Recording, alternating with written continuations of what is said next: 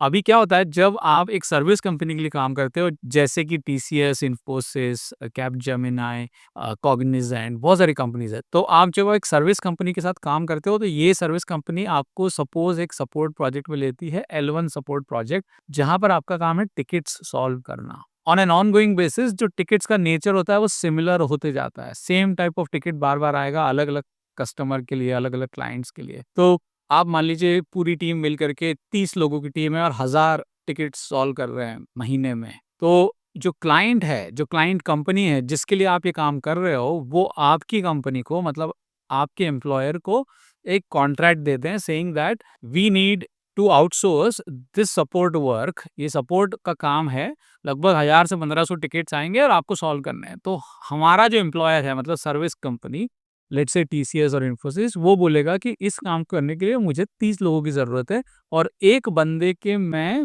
Suppose $1000 charge करता हूँ। तो आपको मैं 30 बंदे दे दूँगा, ये 30 बंदे मिलकर के ये सारे टिकट सॉल्व कर देंगे, एक बंदे के $1000 लगे। ओके, तो ये प्राइसिंग मॉडल सालों से चल रहा है for a specific time duration. But अभी क्या हो रहा है, because of automation, AI and bots, सिर्फ ह्यूमन ही ये काम करेंगे ऐसा नहीं होगा। अब ये होगा कि ह्यूमंस के साथ-साथ बॉट्स भी ये काम करेंगे। मतलब अगर पहले 30 लोगों की एक टीम मिल कर के 1500 टिकट सॉल्व करती थी, तो अब वो 30 लोगों की टीम में से 10 लोग हट जाएँगे, 20 लोग बचेंगे और 10 लोग जो हट गए उनकी जगह पर बॉट्स या सॉफ्टवेयर या एआई काम करेगा। तो slowly the jobs that were being done by humans will be taken over by softwares or automations or AI।